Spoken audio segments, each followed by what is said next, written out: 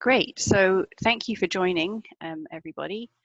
I'm Rachel McGuinness. I work on policy and governance innovation here at Climate Kick. And today we'll be hearing from Taylor Dimsdale from E3G and KIT England from Climate Ready Clyde about the political economy mapping methodology. So before we kick off, I'll just give a very brief bit of background on Climate Kick. We are a knowledge innovation community focused on climate change. We have a vision for a prosperous, inclusive, climate resilient society focused on a net zero carbon circular economy. And we've had 10 years of experience and learning, which has taught us that this can only be achieved through changing whole systems. And this goes beyond technical and material innovation to regulation, governance structures, values and mindsets as well. Last year we established our deep demonstrations program, which are large-scale pan-European testbeds for the 1.5 degree consistent systems transitions that the IPCC report has called for.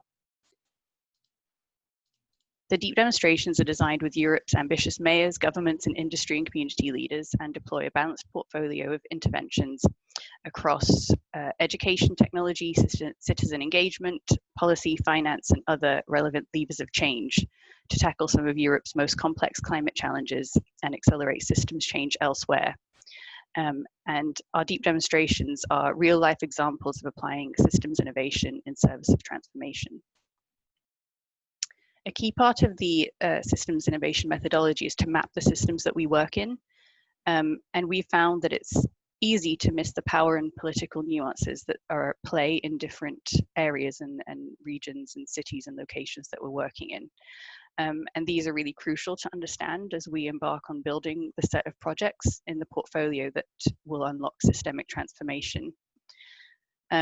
And my work this year has really been focused on supporting our teams to work on policy innovation, building capacity in the organization to embed this an understanding of policy and governance innovation so that we can experiment with novel policy and governance approaches in the deep demonstrations. So for me, the PEM approach has been really interesting because it gets into the nuances that you really need to understand if you want to work with the government and help them to play with new approaches to policy and governance. Beyond this, it offers a holistic way of understanding the political economy and then enables the identification of intervention points for systems change. And I know that this has been really valuable to the Glasgow City Region deep demonstration team. So my colleague from that team is not there today, but I think we will hear from Taylor and KIT about what they've been doing in this project. So that was my very brief introduction. I'll pass over to Taylor now, and then we'll hear from KIT about the example in the Glasgow City Region, who are part of the Resilient Regions deep demonstration. Please do use the chat to write your questions and reflections, and we'll have some time for discussion too at the end. So Taylor will talk for about 15-20 minutes, KIT the same, and then we'll have time for conversation at the end. So KIT, please go ahead. Thank you.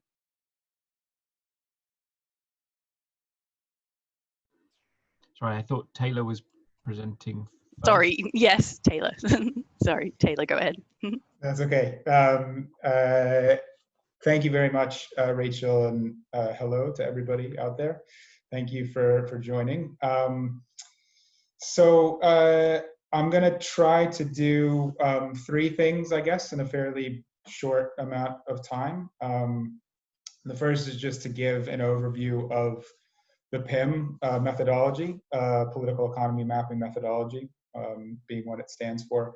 The second, just to share a few sort of macro level insights that we've taken from the methodology over the years. And then finally, to talk a bit about how we adapted the PIM for Glasgow City Region and some of the lessons that we took away from that experience, because it was very much a learning experience for us and continues to be. And luckily, a couple of my colleagues who were actually on the ground for that work in Glasgow are here. So I'm encouraging them to jump in when they have comments. So I will share my screen, hopefully.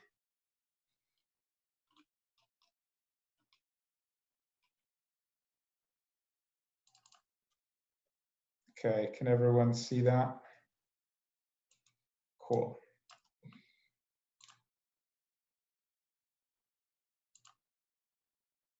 Okay, so so just defining terms to begin with. So political economy is the study of how a nation's economy interacts with its political system, and then the resulting choices that a given society makes based on that interaction. And so political economy analysis looks at the process and the impact of those public choices. So how different decisions impact on different groups, and then how those groups then organize and attempt to influence various types of public decision making. So I think this sort of emerged from a couple of realizations, I guess, years ago. One being that you can't simply sort of take what various country level representatives are saying publicly as a given. That there's often a difference between what's happening on the ground and what's being said, and it's useful to understand why that is. And then I think this approach is also complementary to more standard sort of policy analysis and design and institutional reform that many think tanks or other civil society organizations do, because you can have the most elegant, well-designed policy, but without an understanding of the political and economic context, it might not have anywhere to land. So we think this is complementary to that process and allows us to think differently and act more effectively. In terms of the PIM itself, so this is an analytical tool that we developed to assess threats and opportunities to countries, presented specifically by the low carbon transition and sustainable development issues more broadly. It's a way of condensing and analyzing a lot of socioeconomic data to visualize and assess in-country real economy trade-offs. And I think that that's one of the sort of key value adds and key points around the PIM is that, so societies make these choices. Choices always involve trade-offs. So sometimes if you're trying to come up with a solution to a problem, the reason you might not be getting the right answer is that that problem actually might sit outside of your sector. So if you're thinking about climate, trying to solve issues related to climate, you can't always just talk to the environment ministry to find the answer, to work through a solution. There are always trade-offs with the rest of the economy.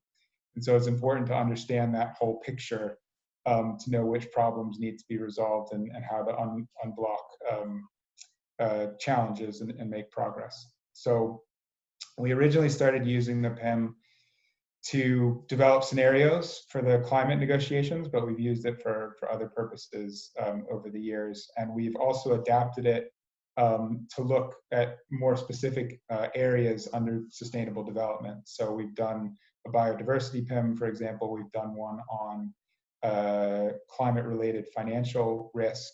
We're in the process of doing one on cooling at the moment. So we have sort of adapted it for different purposes.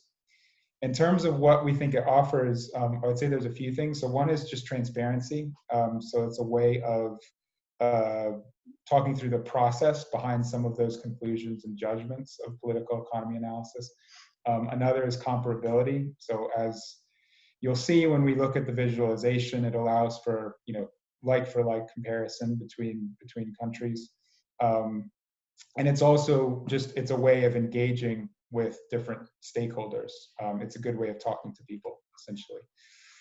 And why we do it, it's really for three reasons, I would say. So one is to better understand what constructs a country's core national interests. So again, it's sometimes this discrepancy between what's being said and what's being done and why that is. The second reason is it can expose some of the obstacles and tensions within an economy and a political system that may be causing problems. And then it's, ultimately the PIM is a means to an end. So it's really, used to identify strategic opportunities and intervention points in the countries where we're working. So just to give a sense of what the research process is, so it typically takes about 3 months to do a PIM. It starts with desk-based research. There's then some internal testing within E3G and with partners. Then there's the in-country testing, which is usually 2 or 3 people going to the country itself and doing anywhere from a dozen to 2 dozen to 3 dozen meetings with various stakeholders. And then all of that is synthesized to produce a report, which includes some visualizations. I won't go into detail on this slide too much, but it's just to show that behind this qualitative analysis, there is quite a bit of quantitative data. So we have a database. I think at the moment it's about 300 or so indicators. This just looks more deeply at the finance and investment theme. So the dark blue bubbles are the different research areas, and the light blue bubbles are some of the indicators that we look at. In terms of what the PIM does, so we essentially assess these 3 systems. So the first is the national conditions of the country, and you can see that there are 6 areas: public goods, climate risk, energy security, energy transition, technology and innovation, and finance and investment. Then there's the political system, which is government, business, and public discourse. And then there's external projection, which is sort of all of that adding up to how a country is projecting its interests, both in terms of foreign policy more generally, and whether that's supportive or opposed to a transition, a low carbon transition, and also thinking more specifically about its role in the climate diplomacy space. So this is what it looks like. The bubbles, so essentially the size of the circle is the relative importance of the bubble. So in some places, finance and investment plays an outside role. In some cases, it's the energy security conversation, et cetera. Similarly, for the political system, there are countries where the government pretty much runs the show. In other cases, business has a much bigger role. And then the same deal for external projection, so foreign policy and climate diplomacy. The color of the bubbles is how supportive or opposed each of those systems is for the low carbon transition. So green being supportive, red being opposing, and then we have measurements for cases where there are pretty strong forces on both sides. So it's a divided system, and in some cases it's neutral. So there aren't a lot of forces that have staked out very strong positions, and that's actually relevant for the work that we did in Glasgow. And this is just an example of one that we've done recently. So this is one we did for China, and this is actually one where we adapted the standard PIM to look specifically at biodiversity, land use, and marine.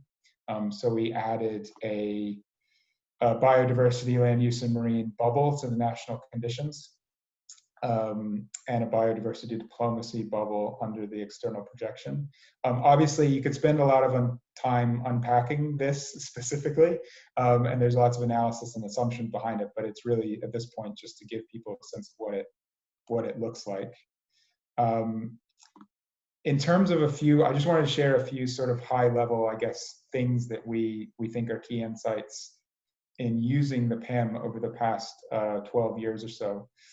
So the first one, which was really relevant for the work that we did as part of the deep demonstration, was that we found that climate risk doesn't translate into political impacts. So I think in every country we've looked at, climate risk is supportive of a transition, which may not be very surprising. Countries experiencing impacts or having a better understanding of climate risk is a way of essentially facilitating choices that might help a low carbon transition in a society. But in all of these cases, you can see that that's what's represented by the green bubble for each of these countries. In all of those cases, the country itself is either opposed or divided to the transition. So that there's a real disconnect between understanding of climate risk and of impacts and political action. And we think that that's largely due to a lack of institutions that are responsible for managing climate risk, which is inhibiting action.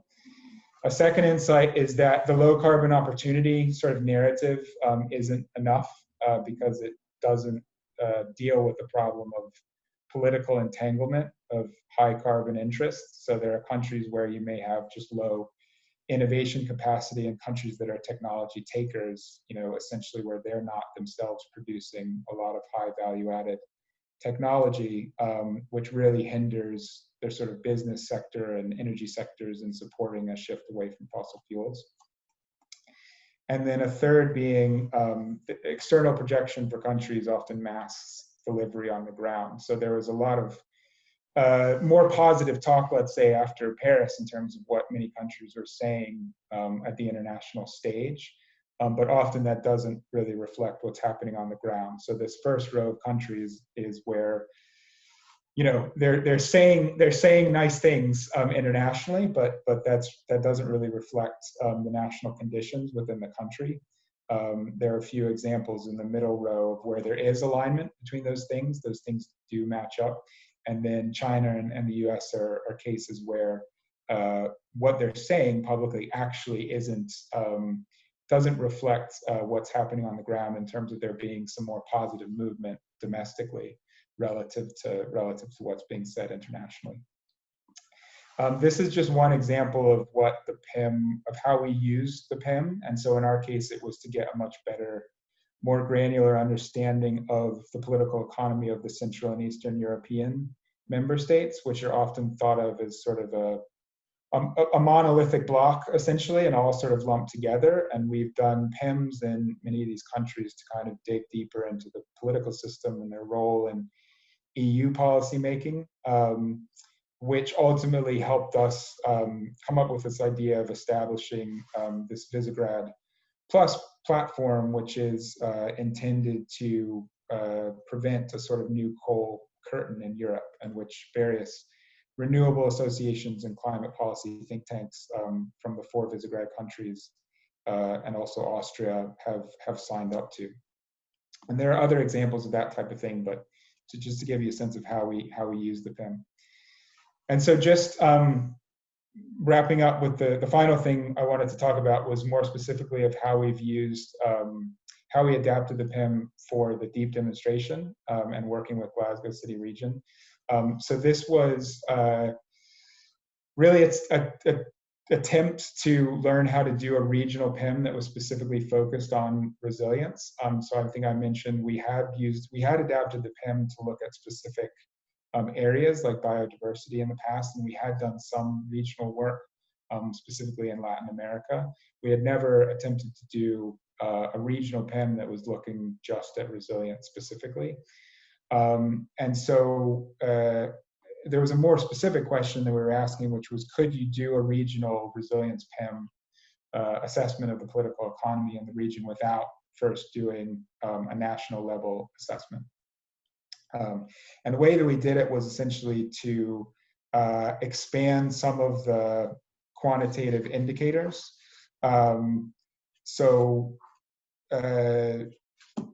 Essentially taking, for example, if you looked at the energy system, typically you'd ask of like, what are the key concerns within the energy sector for this country? To what extent do low carbon and high carbon resources play a role in the energy system? If you're adapting that for resilience, you'd say, not only that, but also how resilient is the energy system to climate impacts? And has there been any work, for example, or thinking done within that context of climate proofing the energy sector and energy infrastructure within that country? And so this is what we came up with. I think the short story is that, well, I should say that, so what we did is we took the standard PIM and we've added a ring essentially around each bubble. So that's the resilience lens that gets placed on top of each of those thematic areas. I think the short story is that we couldn't do a definitive general assessment of the region, which was not entirely unexpected given that this was a pilot study. I think there were a few reasons for that. So one was a lack of regional level data. I mean, I think in the context of Glasgow City Region, actually, relatively speaking, there was a lot of good data available. But it's just sort of a fact that, a lot of the indicators that we use, the data is only available at the national level. So that not entirely unexpected. I think there were also some challenges we found in evaluating some of the specific areas of the national conditions at the regional level. So things like energy security or finance and investment, there's just a really strong influence of the national conditions on those themes. And so it was very difficult to come to any sort of conclusion at a regional level of how supportive or opposed those sectors were to resilience and to the low carbon transition. And then I would say, Glasgow City Region, is also a unique case in some ways. I mean, every PIM is unique, and we always come up with different and unique challenges. But, just based on the sort of legal status and governance structure of the region, the fact that it sits within a country, Scotland, that is part of this other entity, the UK, that has been undergoing this process of removing itself from a third supranational entity, the European Union.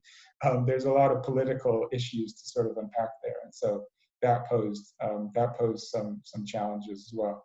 But we did do an indicative assessment here, which essentially showed that we'd say that the region is neutral towards resilience, which sounds like a bit of a boring answer and maybe something of a letdown. But I think a neutral political economy conditions, there's actually real opportunity there, because essentially the field is largely open, and there is political space for deal making. And we did include some recommendations on the strategic opportunities for interventions in the region, which I think Kit might touch on later. So just a few lessons before I close. So we've included this table, which shows some lessons that are specific to each of the themes. At a higher level, I mean, just to be frank, I think it was a significant challenge to do this. And that was, despite having a very helpful partner in the region and relatively good data, and working in a country where, broadly we were sort of familiar and spoke the language, et cetera. It was still quite a challenge to do this. I think if you start at the national level and work your way down, it's easier, because you can sort of fill in the gaps to some extent. Starting regionally and then trying to work your way up is more of a challenge. I think on resilience specifically, just the lack of responsibility or overlapping or unclear layers of responsibility on resilience within different levels of government makes mapping the political economy challenging. But having said that, we think and hope that it did produce some useful results. And as I say, we do include some strategic interventions which hopefully are helpful. And I think it showed us that if you can combine a national assessment with a regional assessment, I think you could make some more definitive conclusions, specifically on resilience.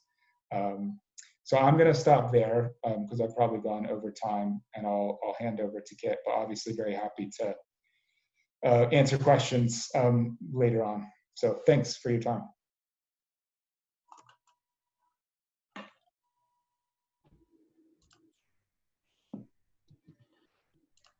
Great. Rachel, are you happy if I just crack on? Okay, 2 seconds. So hopefully you can all see that. So, okay, hang on, let's just put that, hopefully, there we go. So I'm just going to pick up from where Taylor left off and tell a little bit of the regional story. So my name's Kit England. I am the manager for Climate Ready Clyde. I'm going to talk a little bit about the kind of the context for undertaking this work and why we were keen to do it. A little bit of the findings and kind of what we've seen as the value in this piece of work as well. So, so yes. So just very quickly, a little bit of context about Glasgow City Region. It's an area that comprises 8 different municipalities, and it's about a third of Scotland, both in terms of sort of the number of people that live here, and also in terms of its sort of economic activity, but also it's quite diverse in terms of being kind of a big mix of urban and rural areas as well. And you can just sort of see there, just the map gives you a bit of an illustration of the geography of the region. And oh, I've just had a bit of Oh, sorry. There we go. So, so Climate Ready Clyde is a strategic initiative to support Glasgow City Region to manage the current and future impacts from the climate crisis. And we have 15 different partners who are working together on a coordinated cross-sector kind of long-term approach to adaptation. And the key mechanisms that they're using to do that, we're working together at the moment on the development of an adaptation strategy and action plan. And we published a climate change risk and opportunity assessment last year. But in parallel, we work on building capacity and support within the region, both in terms of sort of technical knowledge and understanding, but also institutional and collective capacity for adaptation. But we also work sort of internationally, and we try and provide leadership, but also share and exchange knowledge and approaches with other places around the world. So collaboration is really at the heart of what we do. In terms of why adaptation is important for us, I think it touches on the points that Taylor was making around a kind of resilience and adaptation, which is it crosses a much broader spectrum of organizations than just the kind of the environment sector, if you like. So we focus on adaptation partly around supporting our regional economy and inclusive economic growth, but also about improving the attractiveness of Glasgow City Region as a place to live and work. And also, we have a strong focus around trying to address inequality and social justice through our adaptation work, and also a value for money argument around our institutions and avoiding some of the worst impacts of extreme weather and climate change. So the key thing that we work to, this is quite new, but we've been working on a theory of change for a climate ready city region. And our vision in the middle is that we have a Glasgow City Region that flourishes in the future climate. And we've spent the last couple of years looking at sort of what we would say are the enabling conditions and the principles for bringing that about. And it's something that not many cities and regions have looked at. So you tend to find a lot of focus on risks, and we've done that piece, obviously, but they don't tend to think about what are the preconditions, the kind of the outcomes, the long-term outcomes and the impact that they want to see to get to that kind of positive vision. So for us, we've just finished this piece of work, and the three areas relate to, I suppose, three underlying dynamics. One is around the green at the bottom, which is around sort of participation and inclusivity. The yellow, which focuses on sort of governance, innovation, collaboration and creativity. And the blue, which is around sort of use of resources, services and assets. And this, alongside our kind of climate change risk assessment, is what's starting to guide our work on our adaptation strategy. And I'll come back to that in a little bit. But in terms of why we wanted to pilot sort of the political economy approach, I think we were just at the start, when the offer came through to work with E3G on this, we were at the start of the process of understanding that we need to start to move away from incremental change to looking at whole system approaches in regions to try and close the adaptation gap, because we're just not going fast enough and progress has been sort of stilted and varied across different sectors. And the European Commission is starting to say, well, actually, you know, over the next decade, that we need a new approach. And I think we were quite interested in sort of looking at political economy because it's about some of those enabling conditions and the entry points in. And so as we go forward, we're taking the learning from this piece of work, but also other projects that we have and the Deep Demonstrator project that we're working with Climate Kick on, to say, well, okay, we'll want to have this kind of more transformative, demonstrative approach, and we're going to have to trial new approaches to do that. So that was some of the rationale that sat behind it. And I think the other point to say around it is that when we did our climate change risk assessment and published it sort of last year, adaptive capacity we tried to look at for the first time, and it's something that's not really given a lot of attention in kind of national level, particularly in the UK and in the UK climate change risk assessment. A lot of the data focuses and the assessment focuses on exposure to hazards or sort of vulnerability, but not really on the capabilities of places to be able to respond to those changes and recover to those and adapt well. So we sort of knew that this was something that we also wanted. And so, you know, as I say, political economy offered a way to start to understand those broader system dynamics. And I suppose the other hope that we had with it was to discover some sort of new entry points for policy and governance as well. So in terms of who E3G came and spoke to, it was a broad mix, actually. As you'd possibly expect around adaptation, there's quite a lot of focus on public sector institutions, which is perhaps more reflective of where the landscape is on adaptation more generally. But there was sort of, you know, discussion with others like the Green Investment Group, or the Infrastructure Commission for Scotland, or the Chamber of Commerce, which did give a broader sort of flavour to that, I think. So, I mean, the timescales, very practically, we were a little bit tight for time on delivering it. So we would have liked to have spoken to a few more, I think, but it's still quite a good spread who we spoke to. And I probably won't dwell on this because I think Taylor spoke to this quite well.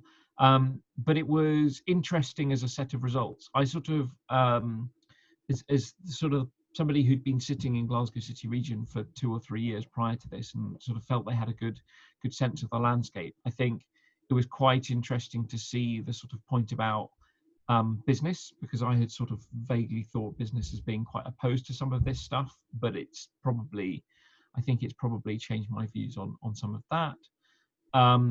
But it was also quite helpful to just see it mapped out. It gave a lot of, I suppose it gave a kind of a slightly more objective view to probably some of the feelings we had as a region as well, which was quite helpful. So I think I just wanted to spend a minute or two talking about the opportunities that were identified, because I know Taylor talked a little bit about how the challenges of applying the PEM methodology. But I think even so, it was still a useful process. And I think it highlighted a range of different things that as a region we now need to think about and take away. So, you know, things around our regional conditions around linking adaptation to social issues and inclusive growth, we don't do enough of that. I think there's probably an underlying point that we need to think about. But there's also, there was a point raised around in Glasgow City Region, and in Scotland we have this Green City Accelerator programme, and it's been used really on mitigation so far, but there might be an opportunity to link those together. The circular economy is something that's very strong as a policy issue, and gets a lot of discussion around on mitigation in Glasgow City Region. But we haven't really started to explore how those integrate with adaptation. And so that was quite interesting. And again, a kind of a focus on affordable housing was useful as well as a possible entry point. When it came to politics, I think it was a case of, you know, interestingly, we have a Glasgow City Region cabinet and sort of emerging regional governments, and that's worked quite hard over the last sort of 5 years or so, as we've had the Glasgow City Region City Deal, which is an infrastructure investment programme. They've worked quite hard to build trust, to kind of establish themselves in the landscape as a key delivery partner. So I think it was helpful to see that could be a mechanism that could be expanded further, as well as some of the kind of the phase 2 of City Deal, if there was one planned, could also be helpful, alongside things like local development plans, and also broadening the messaging to think about a broader socioeconomic focus on adaptation as well. And I think the other point about our external projection was our peer-to-peer exchange. We do a good amount of exchange with other cities and regions, but actually we could do more. So I think that was quite helpful to see that pulled out, to sort of say we should be more in a network of places that are doing this kind of work. And then the other thing that was really helpful was this sort of set of other levers that were identified. So again, there was a big range of things here, from work that some of the university is doing on sort of districts and place-based work, but also trade unions and the work on just transition, and also kind of the role of international reporting. Things like CDP and the Covenant of Mayors on Climate and Energy was quite helpful. And obviously, as you'd expect to see, I think COP was being a very big lever for us as well. But I think rather than, perhaps not helpful to share with everybody here, about the value for Glasgow City Region in terms of those specific recommendations, but I think there's sort of a kind of a few takeaway messages from us to other places that might be thinking about applying this approach. And I think it reinforced for us doing this pilot the real value of sort of looking at that broader political and economic system as a lens, because I think it's something that's so ignored in adaptation planning at both local, regional and kind of national levels. And it provides a really different starting point. And I think that's something that we have tried with Climate Ready Clyde here in Glasgow City Region from the start, which is framing climate change not as an environmental issue, where in mitigation it kind of has a tendency to be, but actually for adaptation, really taking the starting point as a socioeconomic one. I think there's a real value in sort of almost having an independent audit. So having E3G come in as an independent stakeholder, independent organization, but as a trusted, respected organization, that is more helpful, just very practically in terms of how the messages are received and communicated. And I think it's also really helpful, that point about what's in the scope of a region to be able to change versus a kind of a country context and how those interplay. Although it's a bit messy, I think, at the moment, I think it's helpful to start to disentangle some of those things and really help prioritization at a regional level. In terms of what we're doing as a result of that, we are taking forward most of those findings as part of the preparation for our adaptation strategy and action plan. Either as sort of direct recommendations and how we build on where we are for the regional governance through and take that forward, or as framing. So some of the comments around socioeconomic kind of framings and solutions will be taken through there. But we're also thinking about it as supporting evidence for our work as a deep demonstrator region in Climate Kicks program, and our process of designing a kind of a portfolio of approaches for transformative adaptation. And then I think we're going to continue to do this, because I think I'm a very strong advocate for this approach. So continuing to promote it and share our work and engage with others to develop it further, I think is a priority for us as well. So that I'm going to stop there. That's sort of hopefully a helpful overview from how we found this as a region, and we can, I'll hand back to Rachel to take us forward.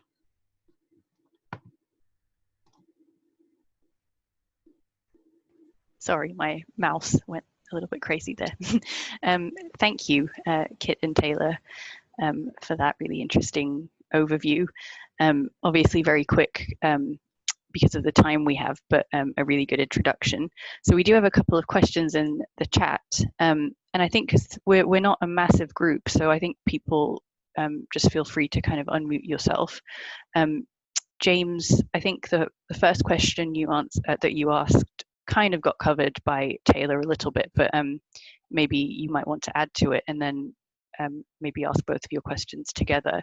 So James, do you want to unmute yourself and ask your questions? Yeah, thanks very much. Yeah, I think Taylor did pretty much address my first question, which I asked early on in his talk, and then in the last couple of slides he covered it. But he might want to say more about that, because it strikes me as incredibly complex when we've got 8 local authorities and other substantial actors within the city region, the health boards and so on, very obviously, the transport executive. And then we have, and you said this yourself, Taylor, we have the Scottish government, we have the UK government, we have an unknown relationship with the European Union and the rest of the world developing at the moment. So it's incredibly complex and shifting very rapidly. I'd really love to hear a bit more of your reflection on that. And then my other question, just to roll it into one that it's not really related, but you can answer it anyway, is do we need to start shifting our definition of what adaptation really means? Or maybe I'm just stuck in the past when adaptation was about raising the height of floodwalls and so on. It seems to me it's much, much more, both from what you said, from what Kit has said, and from what we in Climate Ready Clyde have been thinking recently. It's much more about having the systems in place that can take advantage of the changing future, to put it positively. Both the mitigation, the new kind of circular economy we'll need to develop, as well as raising the height of floodwalls. So I'd love to hear your comments on both of those. Sure. Rachel, should I jump in and respond to those now? Sure.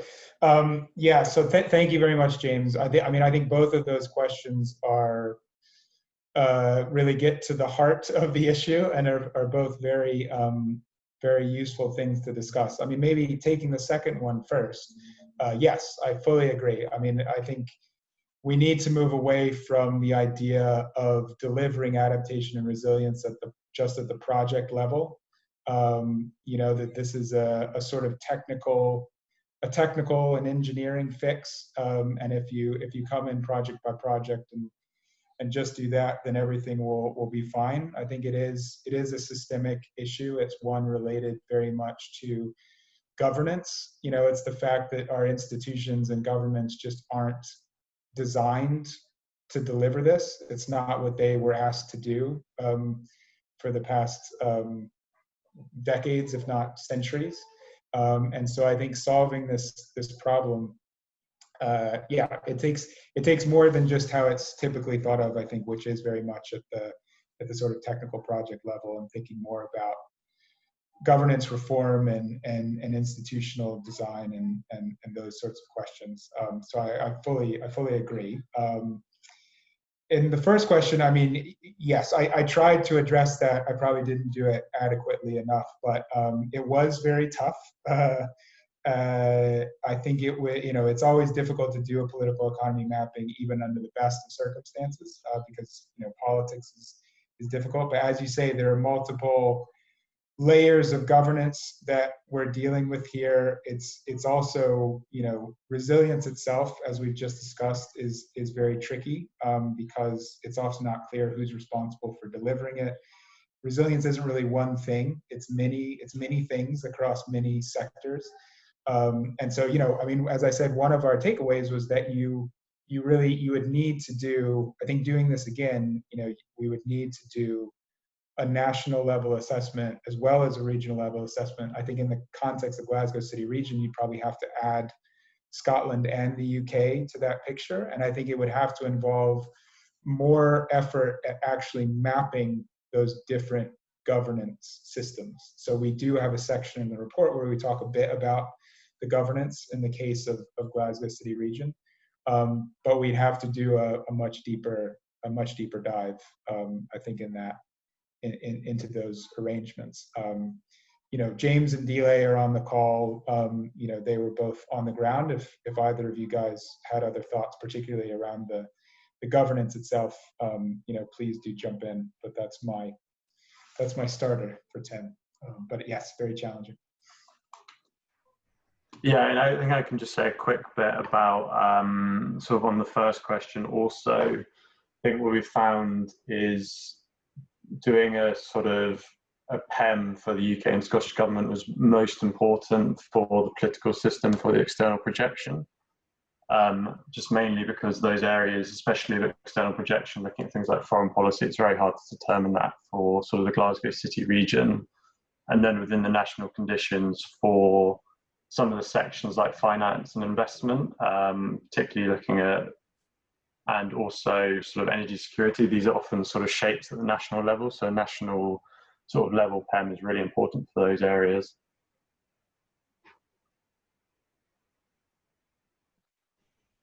Thank you. Kit, I'm wondering if you wanted to jump in on the question about what adaptation means. You don't have to, but just if you want to. Yeah, I mean, I kind of increasingly find myself questioning it. I think. And I think that's because I've spent the last sort of 10 years in that world of talking about flood walls and heat health warning systems and those kinds of things. And I think those are still really important, right? Because lots of cities and regions and places don't have that really basic kind of almost kind of quite fundamental resilience systems in place to just to cope. So I think I would be clear in saying there is still stuff that we have to do in Glasgow City Region around some of those really quite basic things, especially as our risk profile's changing, right? So Glasgow has historically faced a really big risk of flooding, Glasgow City Region, and that still exists today. We've just been very fortunate not to have it, but we're starting to see heat transform, come through as an emerging risk and as a hazard, which we don't have compared to England. For example, in England, there's a heat health warning system that the NHS and Public Health England have in place, and we don't have anything like that in Scotland. So there's some really quite fundamental things, and you can do a little bit with that. But then I think the points Taylor was making about institutional design and kind of governance and capabilities, that and sort of whole systems approaches, that's absolutely right. That sort of incremental project stuff will only take you so far, and you need to still do some of that. But at the same time, we're starting to realize, I think, that you need completely new skill sets and approaches to try and experiment with some of this. And when you look at what's coming through from the European Commission, when they talk about, they've just published details on the new calls for research on a Green New Deal, they sort of clearly reflect that. They're not really interested anymore in funding the kind of that more technocratic project specific stuff. They're really interested in that more whole systems approach. And I think we in the region are trying to work out what that means. Actually, I think it's, in some ways it's the right time to be writing an adaptation strategy, and in other ways it's completely the wrong time, right? Because you could either stick it in the kind of the past of those incremental approaches, or you could try and root it in the kind of the more systems type approaches. But we're trying to find the right language and the right skills and the tools to articulate that properly. So I sort of think that we do need to start to shift our definition, but we shouldn't lose sight of the past in doing so. Yeah, I think the sort of the governance question is really interesting, and kind of building that public sector capacity to actually work on issues in a systemic way is really important, something that I have been thinking about a lot as well. Nikhil, I wonder if you want to unmute yourself and ask your question, which I think is another really, really good one. Yeah, sure, Rachel. Thanks. And thanks both for your wonderful presentation. It's good to see all the work that has been put in already. So I was wondering, looking at that one visualization on these bubbles, as you call them, right? These thematic areas. I was wondering, are these thematic demarcations arising from the interviews that were conducted? Because the way, we have been working in Climate Kick is, if you have these long-term missions and visions, and then, you have these set of actions which are then systemically interlinked, then these conventional boundaries of domains or sectors kind of blur. So I was just wondering, if we need to map, what are the, say finance flows or knowledge flows or policy and governance flows amongst these thematic boundaries, is there a way of somehow visualizing that, and was that a part of the methodology as a whole? Yeah, I think that's an excellent observation and question. And I guess I would start by saying, so the PIM is a tool, right? Like anything else, and it's something that we are constantly thinking about how we can improve and revise. It came out of early conversations years and years ago, where we were working on these questions of how do you try and affect change within any given country, and you sort of focusing very much on issues that you would say would fall in the climate bubble, and then these other things keep coming up. So questions around finance and investment, what's the role of foreign FDI in certain circumstances, or these issues around energy security as often as blockages for making progress.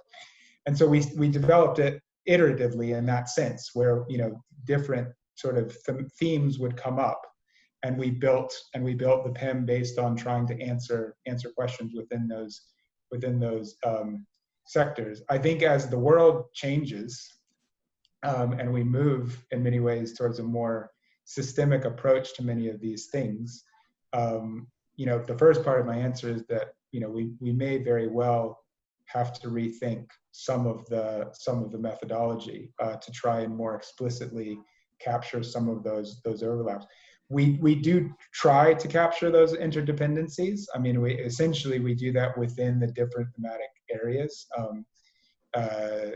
So it becomes part of the conclusions and accounted for in the strategic interventions when it's very clear that there are two or more issues where there's a lot of overlap, or there's similar interests or stakeholders who are all voicing opinions on what are effectively all wrapped up into the same question.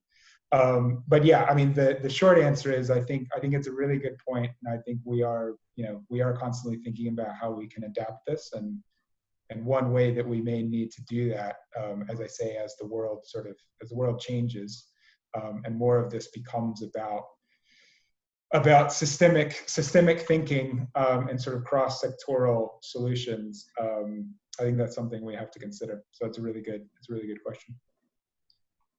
Okay, thanks. Thank you. I don't see any other questions in the chat, so I had one. I think maybe for Kit. I just was curious about what you kind of learned about bringing a systems approach to Glasgow City Region, and what you would maybe recommend or suggest to other regions if there was anyone listening to this who kind of wanted to implement something similar. If you could maybe talk to that for the last couple of minutes.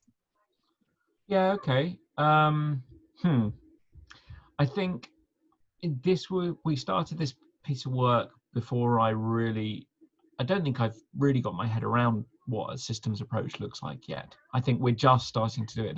The question from Nikhil was a good one about, how does this inform a more systems type approach? And what we're starting to do is identify some particular spaces and think about the actors in those spaces and the power dynamics and the kind of the climate risks in that space, and trying to consider those in the round. I think this was a really useful entry point into starting thinking about that process, because what it does is it sort of frames some of those enabling conditions that are applicable to all your systems, if you like. So, or your different areas within the complex, sort of within the system of as you define it. So if we think about Glasgow City Region, there's a lot of different, actors, sectors, things going on. But this was quite a helpful sort of introductory starting point across the entire region. And then when you get into, we're thinking about land use, or we're thinking about mobility or health and well-being, then there are obviously different dynamics in there, but it at least gives you a starting point and a frame of reference to enter into some of those discussions, and then take it forward into a more detailed systems approach. I think if you were to try and move into building a full systems picture of a city region or a region, I think it'd be really hard. I think you'd really struggle. But yeah, so it's kind of a useful entry point rather than the kind of the finished thing, I think.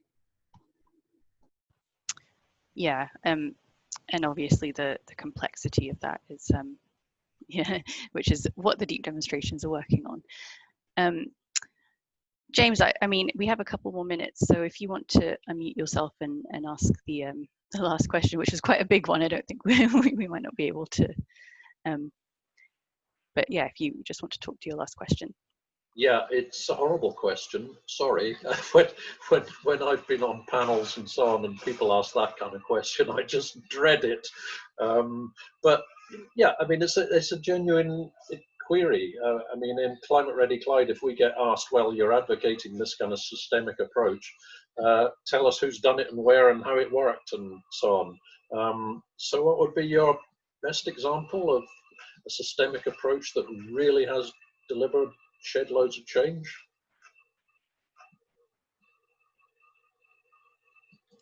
I'll fall on the sword first, which is that for resilience, I don't have one. there's not a country in the world, frankly, that has come anywhere close to delivering systemic change on resilience.